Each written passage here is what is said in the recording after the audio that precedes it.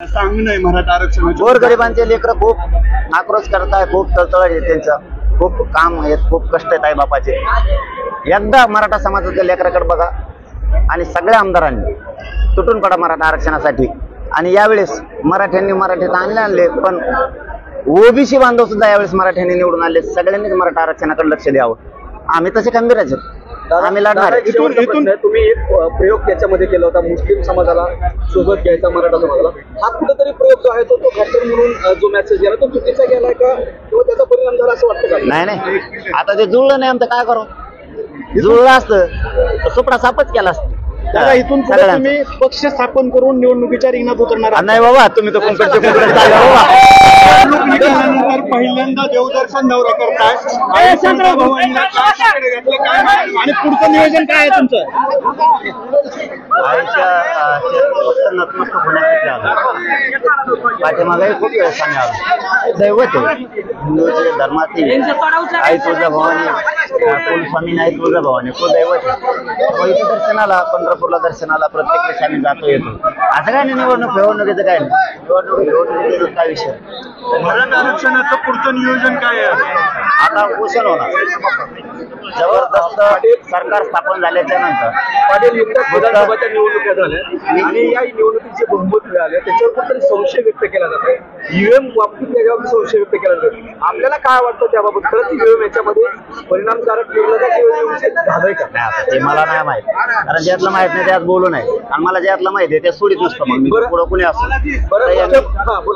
यांनी सांगितलं होतं की पुढचं निवेदन काय, तर पुढं आम्ही सामूहिक उपोषण करणार आहे. महाराष्ट्रातल्या घराघरातले मराठी अंतरवाली सामूहिक उपोषण, आमरण उपोषण करणार आहे. एखाद दिवस बहुतेक असंही होऊ शकतं की हे उपोषण बहुतेक आणखीन विचारलं नाही, पण विचारणार बहुतेक मुंबईत सुद्धा होऊ शकतं. आणि मुंबईत सुद्धा आमरण उपोषण आम्ही करू शकतो.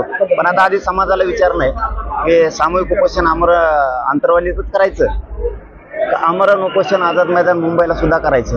हे सुद्धा होऊ शकतं, शक्यता आहे. बहुतेक असं होऊ शकतं की मुंबईत सुद्धा होऊ शकतं, पण आधी समाजाला विचारा. दादा, दोन नावं मुख्यमंत्री पदासाठी सध्या रसिके सुरू दिसते.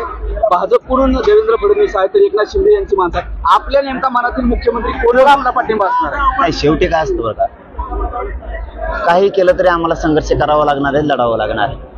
कोणी आलं तरी, म्हणजे हे जरी आले असते तरी आमच्या वाट्याला तेच होतं, आणि हे आले तरी पण तेच आहे. आमच्या चळवळीवर विश्वास आहे. कोणी झालं तरी मुंडकर पाय देऊन आरक्षण घ्या. फडणवीसला शुभेच्छा देणार, देवेंद्र फडणवीस यांना शुभेच्छा देणार का? अरे हो, देता खरी.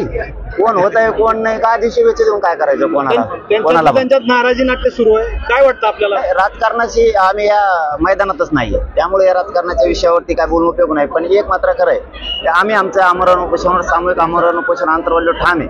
परंतु एखाद्या वेळेस मुंबई सुद्धा ते होऊ शकतं आझाद मैदानला, बहुतेक अशी सुद्धा शक्यता आहे. पण समाजाला विचारतो, सरकार स्थापन झाल्याच्या नंतर आमची बैठक होईल, अंतरवालीतच करायचं का मुंबईत करायचं. पण मुंबईत सामूहिक करता येणार नाही. नवीन सरकार स्थापन झाल्या तुम्ही कुठल्या पद्धतीनं आंदोलन हाती घेणार आहात? सामूहिक आमरण उपोषण अंतरवालीत होणार आणि घराघरातले लाखो मराठी, शेकडो मराठी तिथं बसणार आहे. दादा, हा विधानसभेत जो फॅक्टर दिसायला पाहिजे होता, मराठा समाजावरती जी चळवळ आपण उभं केली ती दिसली नाही, त्याच्या मागे कारण शोधतील का किंवा काय आपल्याला वाटतं की कशामुळे हा फॅक्टर झाला? त्याला काय कारण उघड आहे, मैदानातच नव्हतं, नाही तर पाडून टाकले असते, दन पाडले असते सगळे. मालक समाज आहे, समाज कोणाच्या दावणीला बांधला नाही. मुलगा म्हणतो मी समाजाला, मी समाजाचा मुलगा आहे. मूर्खासारखा मी समाज कोणाच्या दावणीला बांधला नाही आणि समाजाचा वापर पण होऊ देणार नाही. पण समाजाशिवाय, मराठ्यांशिवाय राज्यात सत्ता येऊ शकत नाही. यांच्या सुद्धा माझं मराठीचे यांनी म्हणावं. एखाद्या आमदारांनी मराठी साथ नाही, मग बघा त्याला कसं गचुराला धरून बाहेर काढतात.